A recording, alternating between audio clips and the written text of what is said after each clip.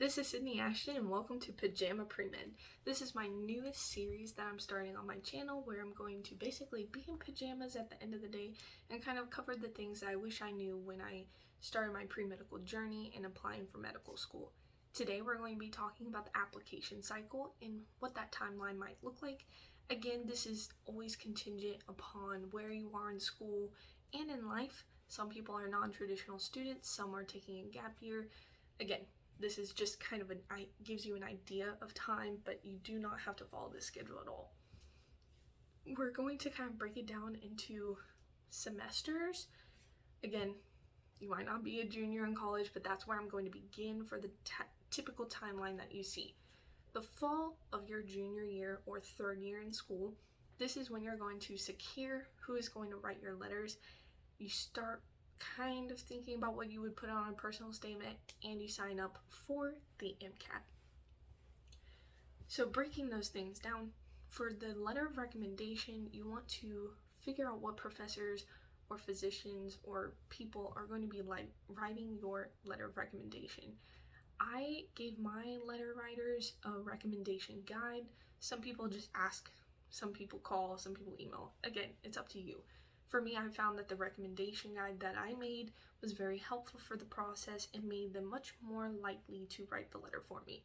In that guide, I included my CV, my personal statement, because I had already gotten a rough draft of it, so I put that in there. I also put a letter at the very beginning thanking them for their time and things like that. And then at the end, I included some of the topics I would like for them to cover. It wasn't a very strict guideline.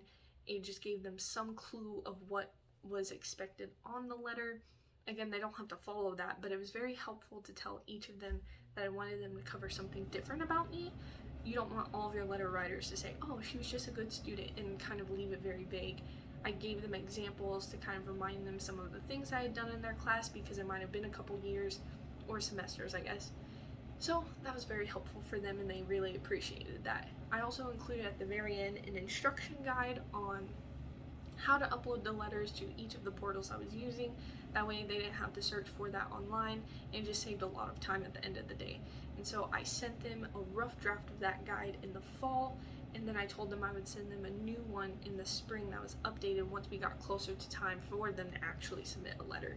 This kind of secured who was writing it for me and meant that they wouldn't say no to me because they already had other obligations. I secured them ahead of time.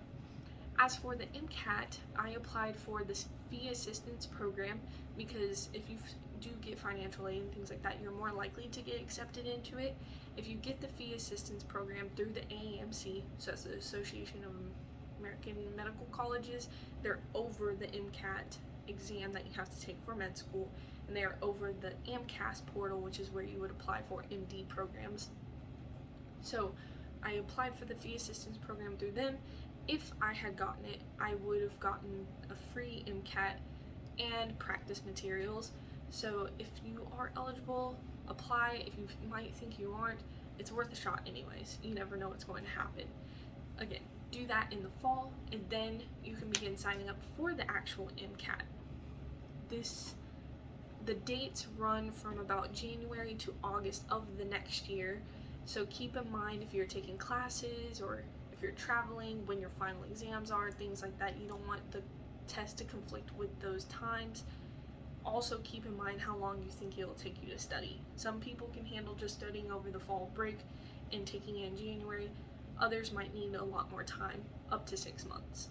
Look at yourself, look at how you study, and be realistic with the timeline. Again, you can take that test up until August. Some people don't recommend taking it that far out, but it is up to you and where you think you will score best.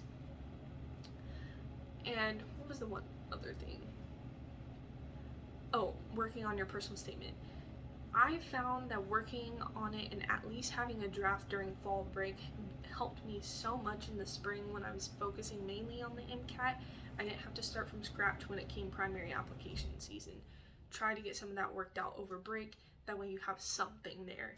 Also start working on your activity section, writing little blurbs, very short blurbs on your shadowing experiences, your working experiences, research, things like that. Now we begin the actual application cycle year.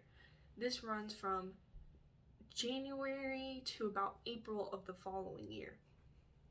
Starting in January to August, again, that's the MCAT section. This is when you're studying, taking the test, things like that. Once you're done taking the test, don't even think about it for the next month, because you're not going to have your score for, I think, about 30 days. Just take that test, get it out of your mind, start focusing on the primary application, and put your all into that. That begins, you can submit that starting in, I believe, May through, looks like November. I have a little chart right here I'm looking at. May through November.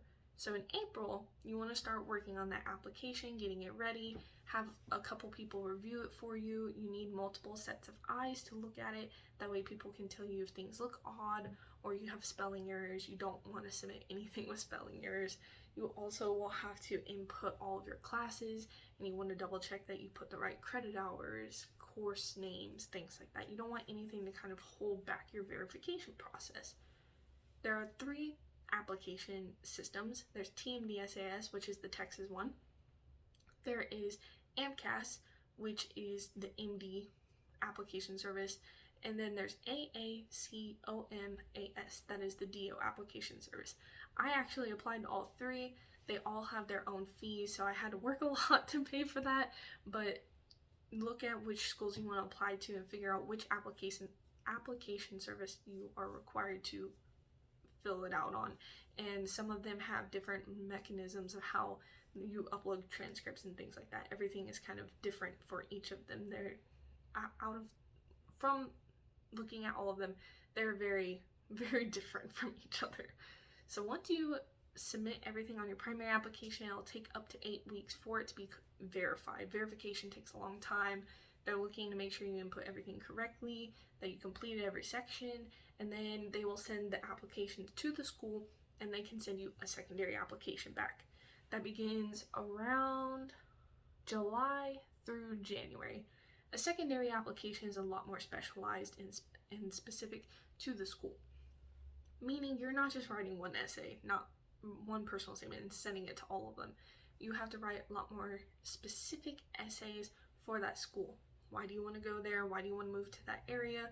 How can that school support you? Yada, yada, yada. They all have different prompts. Some people look them up ahead of time and pre-write the essays. I didn't even know that's a thing. So they took a lot of time to write, especially since they begin sending them July through January. That's the beginning of your senior year. If you have a heavy course load and a lot of activities and things like that, then you're going to be spreading your time between that and secondary applications. It's almost like a job. You want to make sure you put your all into it, and also keep in mind that they have individual fees associated with those applications. From what I saw of the 15 I sent, the price ranged from about $60 to, I would say, $110. It just depends on the school. And again, you might have to be working to pay for all of that or applying for scholarships. I highly recommend using FastWeb. That is a personal scholarship site that I use, and it has been very beneficial for me. But again, just know that there are fees associated with those applications, and you may have to submit documents, pictures, headshots, so try to have a professional photo ready to go. Then interview season begins. This starts around August through the following year into April, and the interviews, when you either virtually learn about the school, have an interview with someone, or in person go to the campus, just formal, and meet students, faculty, things like that. There are a couple different formats for interviews. There might be group ones, individual ones, or MMI, which is the multi-mini interview. This is where you go into small little rooms and you're timed. You have to read a prompt and give your response. Go to the next room, do the same thing. Go to the next room, do the same thing. Go to the next room, do the same thing. Kind of wears you out a little bit, as well as wears the interviewer out. So just know that towards the end of the day, the interviewer can get tired and things, so keep that in mind. And then once you're done with the interview, some people recommend sending a thank you letter if you can remember who you talked to. For my process, one of the interviews I went to, I didn't get to know what their actual names were or their titles, so there was no way for me to send a letter to my interviewers, but it is up to your personal preference if you want to do so. And then rolling admissions starts. This is where they start sending out acceptances, rejections, or wait lists to people. That starts around October through April of the next year. And I'll just kind of show this little graphic that I drew. It might be flipped, but you start in January and you go through December, and then you start the next year January through April. So this would be your this little spot is fall of junior year, spring, fall of senior year, spring. And then this part would be if you get accepted, you go to medical school. If you